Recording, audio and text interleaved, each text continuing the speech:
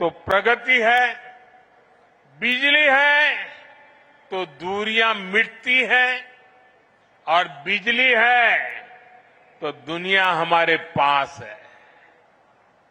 लेकिन मेरे भाइयों बहनों, हमारे देश में कांग्रेस की सरकार ने बिजली के महत्व पर ध्यान ही नहीं दिया। जब 2014 में आपने मुझे सेवा का अवसर दिया और जब मैंने दायित्व संभाला तो देश के 2.5 करोड़ घर ऐसे थे जहां बिजली का कनेक्शन नहीं था।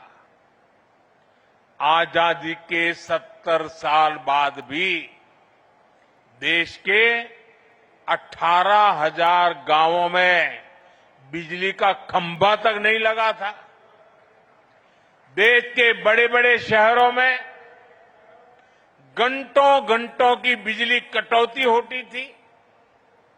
गांव में तो 4-5 घंटे बिजली आ जाए तो बड़ी बात होती थी, और उस समय लोग चुटकुला सुनाते थे कि हमारे यहां बिजली जाती है, ये न्यूज नहीं है।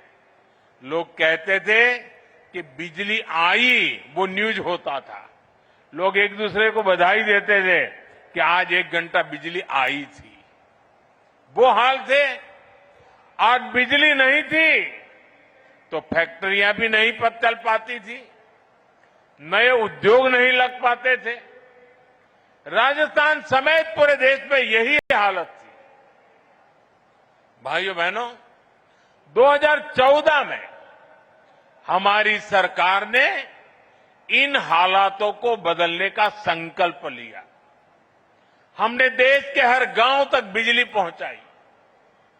हमने 2.5 करोड़ घरों को मुफ्त बिजली कनेक्शन दिया, और जहां जहां बिजली के तार पहुंचे वहां बिजली भी पहुंची। वहां लोगों की जिंदगी आसान हुई, वहां नए नए उद्योग पहुंचे। साथियों, 21वीं सदी में जिस देश को तेज गति से विकास करना है, उसे अपने यहां बिजली उत्पादन बढ़ाना ही होगा। और इसमें भी सबसे सफल वही देश होंगे जो स्वच्छ ऊर्जा यानी क्लीन एनर्जी में आगे रहेंगे।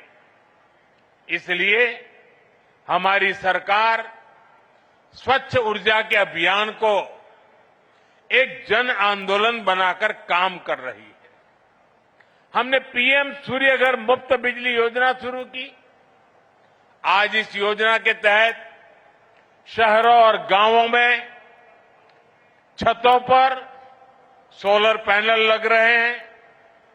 हमारे किसानों को सस्ती बिजली मिले, इसके लिए पीएम कुसुम योजना के तहत खेतों में भी सोलर पंप लगाए जा रहे हैं। आज इस दिशा में कई राज्यों में सोलर प्रोजेक्ट्स का उद्घाटन हुआ है। इन प्रोजेक्ट से लाखों किसानों को सीधा लाभ मिलेगा। यानी घर में मुफ्त बिजली के लिए पीएम सूर्यघर मुफ्त बिजली योजना और खेतों में मुफ्त बिजली के लिए पीएम कुसुम योजना। अभी मैं कुछ देर पहले पीएम कुसुम योजना के कई मेरे किसान भाई बहनों से, जो इनके लाभार्थी हैं, उनसे बात कर रहा था।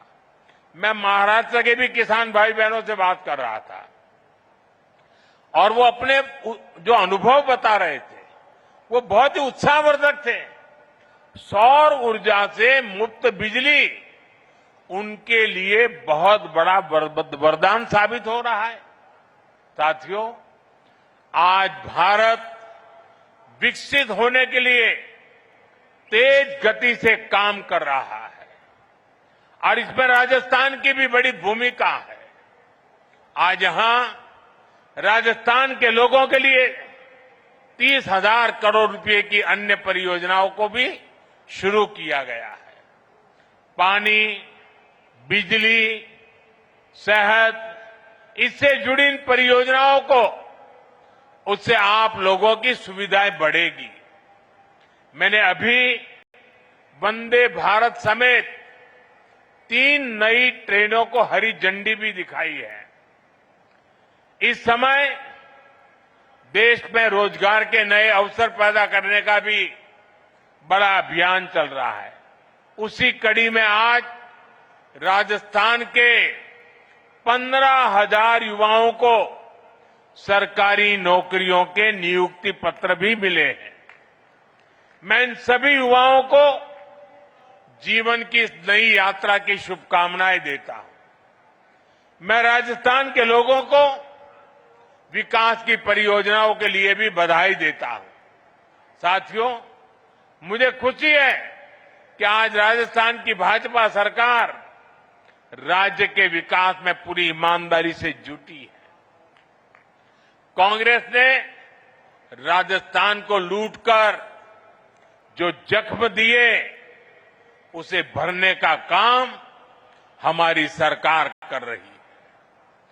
कांग्रेस सरकार में राजस्थान पेपर लीक का सेंटर बन गया था।